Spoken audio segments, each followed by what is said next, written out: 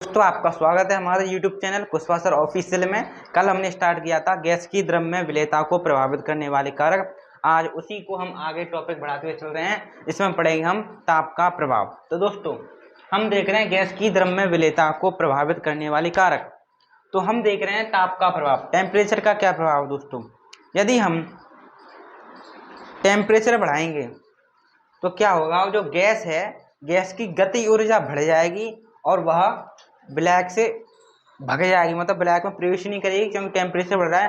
Temperature बढ़ने से gas की गति ऊर्जा बढ़ जाएगी और वह ब्लैक को छोड़कर चली जाएगी। इससे तात्पर्य यह है कि टेम्परेचर बढ़ाने पर गैस की द्रव्य विलेयता घट जाती है। तो इसी बात को हम यहाँ पर नोट करेंगे। तो हम लिखेंगे गैस की द्रव्य विलेयता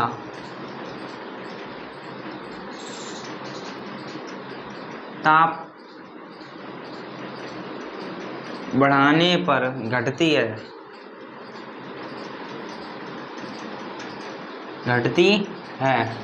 क्योंकि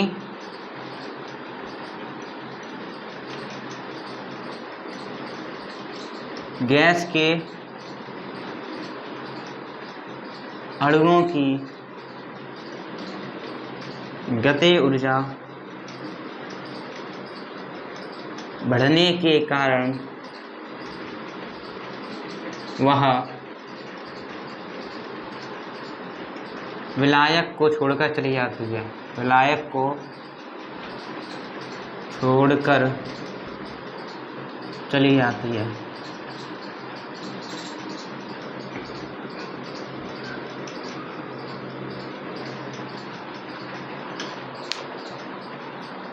और दोस्तों हम चौथा पॉइंट देखेंगे,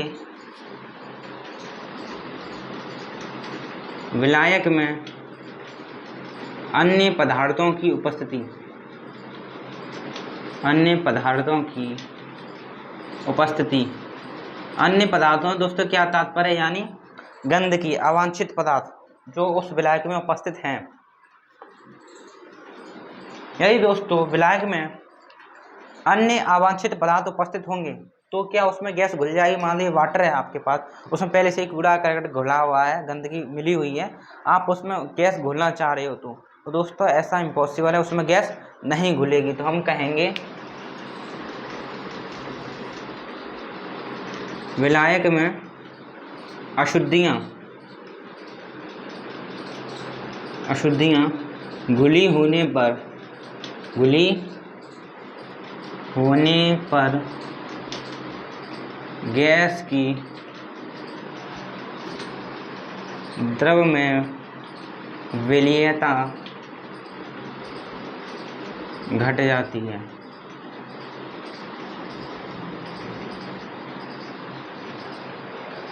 गैस की द्रव्य विलेयता घट जाती है थोड़ा।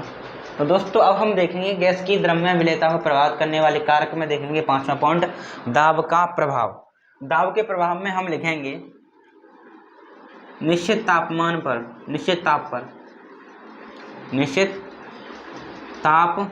पर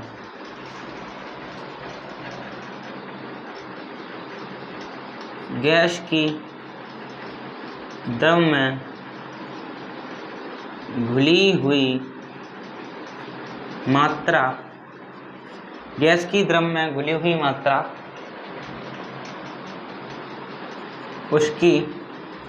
उसकी सतह पर लगाए गए दाब के समानुपाती होती है।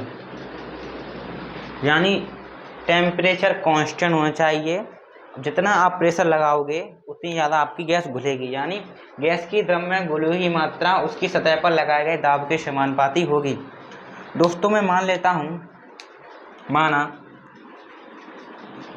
गैस की द्रव्य में घुली मात्रा m तथा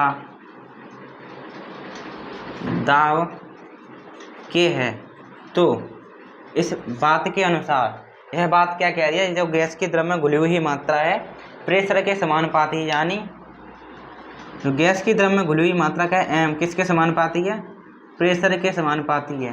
प्रेशर को हम पी से मान लेते हैं, के से नहीं मान रहे हैं, पी फॉर प्रेशर। तो गैस की द्रव्य में घुली हुई मात्रा किसके समानुपाती है, प्रेशर के समानुपाती है। तो जैसा हमें पता है समानुपाती को चिन्ह था कोई ना कोई तो कांस्टेंट आवेगा। जैसे ही मैंने जो समानुपाती को चिन्ह था कांस्टेंट निकल के आया, का मान निकल के आया के, तो एम बराबर के पी, ये सूत्र निकल के आया तुम्हारा, एम बराबर के पी एक सर भी होते हैं, उनको हम अवॉइड करेंगे। तो कहने का तात्पर्य यह है, जितना ज़्यादा हम प्रेशर लगाएंगे उतनी ज़्यादा गैस ब्लैक में घुलेगी। कहने का तात्पर्य यह है। इसके ऊपर एक प्रश्न भी दिया गया है आपकी एनसीईआरटी में, आप कहेंगे तो हम उसको करा देंगे, नहीं तो कराएंगे ही। तो दोस्तों आपके एक क्वेश्चन दिया गया है, एनसीईआरटी के क्वेश्चन है, कह रहा है 6.56 × 10⁻³ ग्राम्स एथेन युक्त संतृप्त विलयन में एथेन का आंशिक दाब 1 बार है। यदि विलयन 5 × 10⁻² ग्राम एथेन है तो दाब कितना होगा। यानी कहने का तात्पर्य यह है, उसने इतने ग्राम एथेन गैस के ऊपर इसने दाब लगाया कितना, 1 बार का। अब कह रहा है इतनी एथेन गैस को विलयन में घोलने के लिए कितना प्रेशर लगाया जाएगा, तो उसको आपका मान निकालना है। दोस्तों चलिए हम इसको करते हैं और देखते हैं क्या क्या दिया है, किस प्रकार क्वेश्चन को करेंगे। इसी सूत्र का प्रयोग होगा इस क्वेश्चन में। तो हम देखते हैं, सॉल्यूशन लिखेंगे हल, हम लिखेंगे गिवन, क्या क्या दिया गया है। तो दोस्तों कह रहा है इतने ग्राम एथेन का संतृप्त विलयन बनाने के लिए कितना प्रेशर लगाए, 1 बार। यानी मैं मान लेता हूँ M1 मान लेता हूँ इसको। एथेन की मात्रा कितनी है, 6.56 × 10⁻³ ग्राम्स, और इसके लिए प्रेशर कितना लगा है, P1 मान ले रहे हैं, इसको कितना दिया, 1 बार। अब की बार उसने गैस कितने ली, इतनी, और इसको घोलने में कितना दाब लगेगा उसको आपको बताना है। इसको मान लेता हूँ मैं M2 कितना दिया है, 5 × 10⁻² ग्राम्स, और आपको P2 का मान निकालना है। तो दोस्तों यह आपके लिए कंडीशन अप्लाई की गई है। तो दोस्तों हम देखेंगे इधर P2 का मान निकालना है। इधर हम बात करें, हमको गैस घुली हुई गैस की मात्रा दी गई है और प्रेशर दिया गया है। तो इससे हम क्या कर सकते हैं दोस्तों, इससे हम क्या निकाल सकते हैं, इससे हम K का मान निकाल सकते हैं। K का मान सभी के लिए समान होता है, वह एक तरह क्या कांस्टेंट है, कांस्टेंट की वैल्यू एकदम फिक्स होती है। इससे हम कांस्टेंट की वैल्यू निकाल लेंगे। तो हमने क्वेश्चन फॉर्मूला सुना था, M बराबर KP। ये क्या था, ये था आपका कांस्टेंट। कांस्टेंट का मान फिक्स होता है, सभी के लिए फिक्स होगा। M का मान कितना है, 6.56 × 10⁻³ और K का मान कितना है निकालना है हमको, और P का मान कितना है, 1। यानी K का मान निकल कर आया 6.56 × 10⁻³ या आपके लिए K का मान निकल कर आया, K का मात्रा निकल कर आया, और इसी K के मान को हम इधर लटका देंगे और आपका आंसर निकल आएगा। तो दोस्तों इधर भी हम लगाएंगे फॉर्मूला, इधर M1 वाला P1 वाला मान लें, इधर क्या होगा, M2 बराबर K P2, और M2 का मान कितना दिया है, 5 × 10⁻², और K का मान कितना दिया है, 6.56 × 10⁻³ और हमको P2 का मान निकालना है। दोस्तों इसको हम नीचे ले आएंगे तो क्या हो जाएगा, 5 × 10⁻² बराबर 6.5 × 10⁻³ बराबर P2। दोस्तों हम क्या करेंगे, पॉइंट उठाएंगे, 2 ऊपर 0 ले आएंगे, इससे क्या होगा, इससे ये चला जाएगा और ये ऊपर पहुंच जाएगा, यानी 5 × 10⁻³ बट्टे 656 बराबर P2। जब दोस्तों इसको आप सॉल्व करोगे तो वही आंसर निकल कर आएगा किसमें, 12 में। दोस्तों यही आपका क्या आएगा, आंसर हो जाएगा। आप इसको सॉल्व कर सकते हैं, इतना तो आप कर सकते हैं। 656 का 5000 में आपको डिवाइड करना है, यही आपका आंसर होगा। चलिए दोस्तों मैं इसका डिवाइड करके भी दिखा देता हूँ, नहीं तो आप कर लीजिए, आप होशियार बच्चे हो, इंटर में पढ़ रहे हो। तो दोस्तों यह आंसर निकल कर आया है 7.62। बड़ी ही मेहनत से हमने इसको डिवाइड किया है। अब आगे की ओर चलते हैं। तो दोस्तों अब हम देखेंगे हेनरी का नियम, हेनरी रूल्स। हेनरी क्या कहता है, अभी हमने गैस की द्रव्य विलेयता को प्रभावित करने वाले कारक में हमने देखा दाब का प्रभाव, तो हमने दोस्तों देखा था जो गैस की द्रव में घुली हुई मात्रा थी वह प्रेशर के समानुपाती थी, लेकिन इस हेनरी ने क्या किया, जो गैस की द्रव में घुली हुई मात्रा थी उसको उसने मोल अंश के रूप में ले लिया। इसने क्या किया, गैस की द्रव में घुली हुई मात्रा थी उसको किस में कन्वर्ट कर लिया, मोल अंश में, मोल अंश में कन्वर्ट कर लिया। और इसने कहा जो विलयन का मोल अंश है वह दाब के समानुपाती होगा, इसने यह बात कही। इसने कुछ नहीं किया, बस जो गैस की द्रव में घुली हुई मात्रा थी उसको रिप्लेस कर दिया किससे, मोल अंश से। और इसने उसको उल्टा बोला, उसमें कहा था गैस की द्रव में घुली हुई मात्रा प्रेशर के समानुपाती होगी, लेकिन इसमें उल्टा है, प्रेशर मोल अंश के समानुपाती होगा। अब मोल अंश किससे रिप्लेस किया है, गैस की द्रव में घुली हुई मात्रा से। तो हम यहाँ पर लिख देंगे, तो दोस्तों हेनरी का रूल कहता है स्थिर ताप पर गैस का जो आंशिक दाब होता है वह विलयन में उपस्थित उसके मूल अंश के क्या होता है, समानुपाती होता है। तो हमने लिखा जो गैस का प्रेशर है वह गैस के मूल अंश के क्या है, समानुपाती है। जैसे ही हम समानुपाती का चिन्ह उठाएंगे तो यहाँ पर एक कांस्टेंट निकल कर आएगा जिसका मान होगा KH। क्या होगा, उस कांस्टेंट को मानेंगे हम KH। ये आपका क्या है, मूल अंश है। और यही KH आपका क्या कहलाता है, KH आपका कहलाता है हेनरी नियतांक। क्या कहलाता है दोस्तों, हेनरी नियतांक कहलाएगा, और या हेनरी नियतांक कहलाएगा। और इसका हम मात्रक की बात करें, KH का मात्रक क्या होगा, KH का मात्रक वही होगा जो किसका होगा, प्रेशर का होगा। जो प्रेशर का मात्रक यानी दाब का मात्रक होगा वही K का मात्रक होगा, यानी क्या हो सकता है, इसका मात्रक एटमॉस्फेयर हो सकता है या बार हो सकता है। तो यह निकल कर आता है, यही आपका हेनरी का नियम है। दोस्तों आपका क्या है, यह आपका हेनरी का नियम है। तो दोस्तों हमने सीखा गैस की जो द्रव में घुली हुई मात्रा होती है वह प्रेशर के समानुपाती होती है, यानी जितना ज़्यादा दाब होगा उतनी ही ज़्यादा गैस द्रव में घुलेगी। तो यहाँ पर जो आपका हेनरी नियतांक है वह गैस पर निर्भर करता है।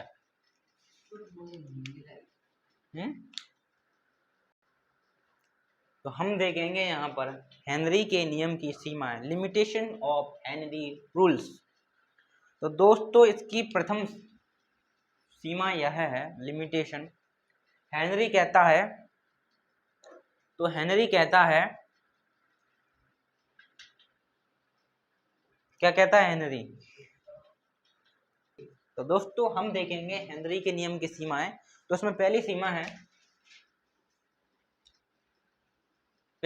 है अधिक दाब नहीं होना चाहिए, अधिक दाब नहीं होना चाहिए।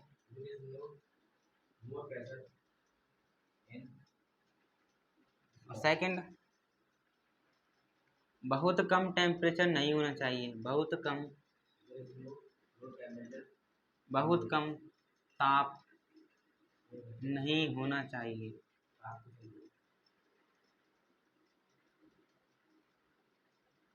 तीसरा पॉइंट, गैस ब्लैक से क्रिया नहीं करनी चाहिए, गैस ब्लैक से क्रिया नहीं करनी चाहिए। चौथा पॉइंट, ब्लैक तनु होना चाहिए।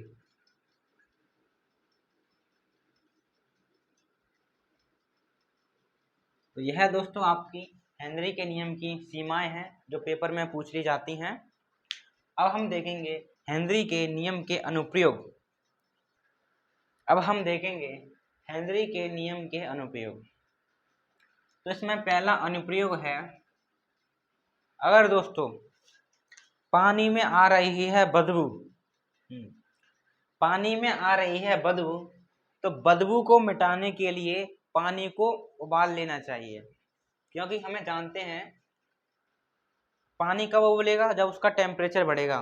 टेम्परेचर बढ़ेगा तो क्या होगा, गैस ब्लैक को छोड़कर चली जाएगी, यानी जो गैस है गंदे पानी में घुली हुई तभी तो बदबू आ रही है।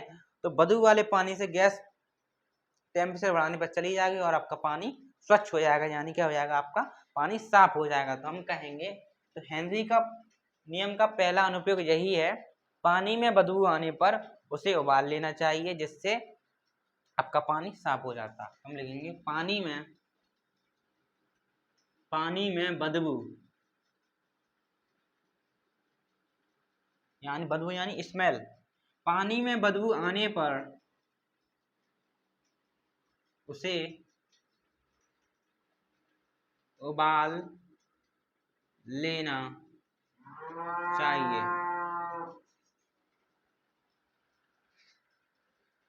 तो दोस्तों माफी चाहेंगे, यहाँ पर कुछ जीव जंतु अपनी साउंड से लोगों को परेशान करते हैं। तो पानी में बदबू आने पर उसे उबाल लेना चाहिए। पानी उबाल लेंगे, उससे क्या होगा, बदबू निकल जाएगी। तो सेकंड पॉइंट ये है दोस्तों, अभी हमने देखा कि जितना हम प्रेशर लगाएंगे उतनी ही ज्यादा गैस द्रव में घुल जाएगी। तो आपने सुना होगा जो सोडा वाटर होता है और पीने का पानी होता है, तो उसमें हम क्या करते हैं, CO2 गैस को मिलाते हैं। क्या करते हैं, CO2 गैस को मिलाते हैं ताकि वो खराब ना हो।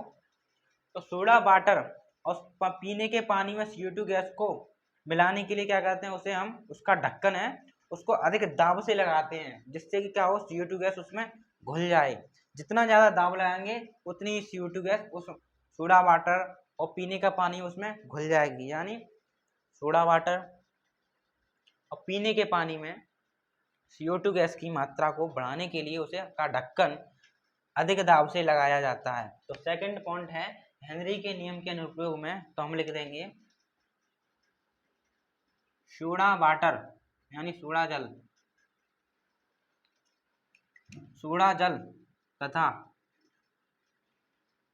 शीतल पेयों में CO2 की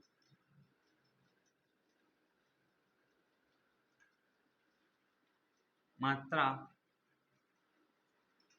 बढ़ाने के लिए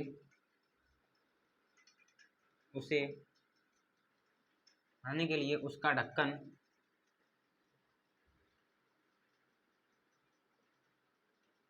अधिक दाब पर बंद किया जाता है। अधिक दाब पर बंद किया जाता है। तो यह दोस्तों आपका हेनरी के नियम का अनुप्रयोग सेकंड हुआ। अब थर्ड देखेंगे हम, हेनरी के नियम का थर्ड अनुप्रयोग क्या होगा। तो आप इसको नोट कर लें ध्यानपूर्वक, कोई भी त्रुटि नहीं होनी चाहिए। तो हम तीसरा अनुप्रयोग देखेंगे। तीसरा अनुप्रयोग कुछ इस प्रकार है, जो आपने देखे हैं, जो आरोहक सुने हैं, जो पर्वतों पर चढ़ते हैं, बहुत ऊंचाई पर जाते हैं। तो मान लीजिए यह दोस्तों आपका कोई पर्वत है, माउंटेन तो नहीं है, पिचका हुआ ढक्कन लग रहा है, उसमें कोई बात नहीं है। तो आपका मान लीजिए कोई पर्वत है, यहाँ पर कोई आरोहक यानी पहाड़ पर चढ़ने वाला आरोहक है।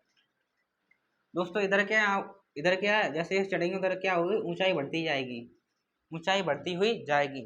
तो दोस्तों एक बात आपको ध्यान करने की बात है, जितनी हम अधिक ऊंचाई पर जाएंगे उतना ही आपका क्या होगा, दाब है यानी प्रेशर है वो क्या हो जाता है, कम होता जाएगा। जितनी ऊंचाई पर जाएंगे हम उतना ही प्रेशर कम होता हुआ जाएगा। जैसा कि हमने अभी ही पढ़ा, अगर जितना ज़्यादा प्रेशर होगा उतनी ज़्यादा गैस घुलेगी, अगर प्रेशर कम होगा तो गैस भी कम घुलेगी। दोस्तों जैसा कि हम जानते हैं हमारे शरीर के रक्त में बहुत सारी गैस का प्रभाव होता है। ऑक्सीजन गैस हो गई, नाइट्रोजन गैस हो गई, ये हमारे नाइट्रोजन गैस तो नहीं है फिलहाल के लिए, जो क्या जाती है हमारे रक्त में घुलती है। दोस्तों जैसे ही हम ऊपर जाएंगे प्रेशर कम होगा तो गैस की घुलनशीलता भी क्या हो जाएगी, कम हो जाएगी। यानी जो गैस है हमारे रक्त में और ऊतक में कम घुलेगी। जैसे जैसे हम ऊपर जाएंगे प्रेशर कम होगा तो गैस की हमारे शरीर में घुलनशीलता भी क्या हो जाएगी, कम हो जाएगी। जिससे जो आरोहक है उसके सोचने की क्षमता क्या हो जाएगी, कम हो जाएगी। और इसी बीमारी को हम कहते हैं एनोक्सिया। क्या कहते हैं, एनोक्सिया। तो दोस्तों इस वाले थर्ड पॉइंट को मैं बोल देता हूँ। जब आरोहक पहाड़ों पर चढ़ाई करते हैं,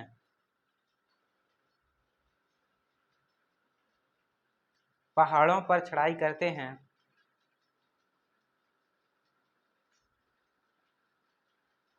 तो प्रेशर यानी दाब कम होने के कारण, दाब कम होने के कारण, दाब कम होने के कारण हमारे शरीर में, हमारे शरीर में गैस की घुलनशीलता, गैस की घुलनशीलता, गैस की घुलनशीलता कम हो जाती है। क्या होती है दोस्तों? कम हो जाती है।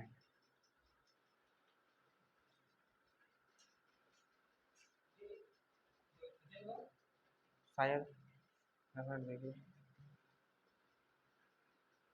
क्या हो जाता है?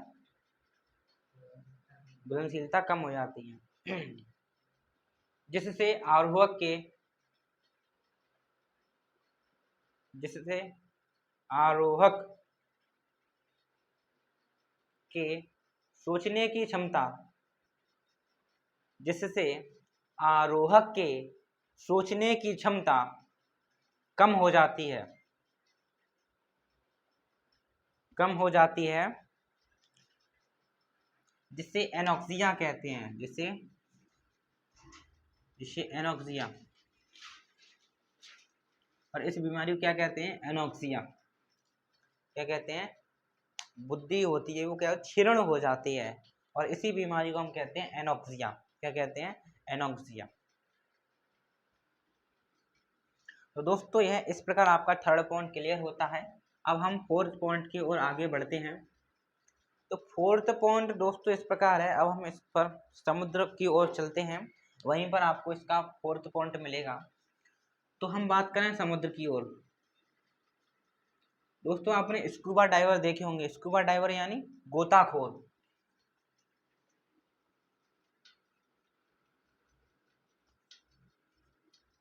तो दोस्तों जो समुद्र में जो गोताखोर होते हैं, आपने देखा होगा समुद्र के अंदर जाते हैं सिलेंडर लेंडर टांग के, उसमें गैसें भरी हुई होती हैं। तो दोस्तों तो जब गोताखोर अपने पीठ के ऊपर सिलेंडर को लेकर जाते हैं, दोस्तों मैं आपको यहाँ पर एक बात बताना चाहूँगा। जो गोताखोर होते हैं वह जब समुद्र के अंदर कूदते हैं तो वह जितनी गहराई के नीचे जाएंगे, वह जितनी गहराई के अंदर जाएंगे, जितनी गहराई के नीचे जाएंगे, आपका प्रेशर क्या हो जाएगा? वह प्रेशर बढ़ता हुआ जाएगा। यानी क्या होगा? प्रेशर बढ़ेगा। यानी गोताखोर जितने अंदर नीचे जाएगा उसका प्रेशर बढ़ेगा। प्रेशर बढ़ने का तात्पर्य यह है गैस के घुलने की मात्रा भी क्या हो जाएगी? अधिक हो जाएगी, तो गैस भी अधिक घुलेगी। तो हमारे शरीर में गैस भी अधिक घुलेगी। क्यों? क्योंकि प्रेशर बढ़ रहा है। प्रेशर बढ़ने से हमारे शरीर में, रक्त में, ऊतक में गैस की मात्रा क्या हो जाएगी? बढ़ जाएगी। गैस की घुलनशीलता अधिक हो जाएगी। अब गोताखोर नीचे चला गया, अब वह ऊपर आएगा। जैसे ही गोताखोर ऊपर आएगा तो क्या हो जाएगा? आपका प्रेशर कम होगा। क्या होगा? प्रेशर, प्रेशर कम होगा। प्रेशर कम होगा तो गैस की जो हमारे शरीर में गैस घुल गई है उसकी मात्रा भी कम होगी। और हमारे शरीर में कौन कौन सी गैस चली गई है? नाइट्रोजन और ऑक्सीजन। तो जो नाइट्रोजन गैस होती है, जैसे जैसे हम ऊपर आते हैं तो प्रेशर कम होता जाता है। प्रेशर कम होगा तो गैस की घुलनशीलता भी क्या हो जाएगी? कम हो जाएगी। इसी कारण जो नाइट्रोजन गैस होती है वह भी हमारे शरीर से क्या निकलना चाहेगी, क्योंकि गैस की घुलनशीलता कम हो रही है तो वह भी तो निकलना चाहेगी। तो जैसे हमारे शरीर में जो गैस है निकलना चाहेगी, तो हमारे शरीर में क्या होती है? कोशिकाएं, जो नसें होती हैं, उसमें नाइट्रोजन गैस के बन जाते हैं बुलबुले। क्यों? प्रेशर कम हो रहा है। प्रेशर कम हो रहा है तो गैस भी हमारे शरीर से निकलना चाहेगी, तो उस गैस के बन जाते हैं बुलबुले, जिससे मनुष्य को हार्ट अटैक भी पड़ सकता है, नस फटने के चांस भी हो जाते हैं। तो इसलिए कहा जाता है जो गोताखोर होते हैं, इस बीमारी से बचने के लिए जो गोताखोर होते हैं अपने सिलेंडर में क्या अपने साथ सिलेंडर ले जाते हैं, ऑक्सीजन वो नाइट्रोजन गैस के बुलबुले ना बने, तो उस सिलेंडर में क्या करते हैं जो गोताखोर क्या ले जाते हैं? सिलेंडर ले जाते हैं। तो उस सिलेंडर में ये 11.2% क्या ले जाते हैं, हीलियम ला के ले जाते हैं, हीलियम ले जाते हैं, नहीं 11.7 है शायद, 11.7 हीलियम ले जाते हैं और 52.3% नाइट्रोजन ले जाते हैं। इसकी वैल्यू अप्रोक्सीमेट याद नहीं हो रही है दोस्तों, और करीब इसको स्किप करते हैं, तुमसे रुको जरा दोस्तों। हमने स्टार्ट को क्लियर किया, तो सिलेंडर में 11.6% हीलियम गैस को ले जाते हैं, 52.3% ऑक्सीजन गैस को और 32.1% ऑक्सीजन गैस को मिलाकर ले जाते हैं सिलेंडर में, जिससे आरोप की जो गोताखोर है स्कूबा डाइवर उसकी जान बच जाए। तो कहने का तात्पर्य यह है, समुद्र में जब गोताखोर उसकी गहराई में जाते हैं, तल के अंदर जाते हैं, तो प्रेशर की मात्रा बढ़ जाती है, जिससे जो गैस है हमारे शरीर में उसकी घुलनशीलता बढ़ जाती है।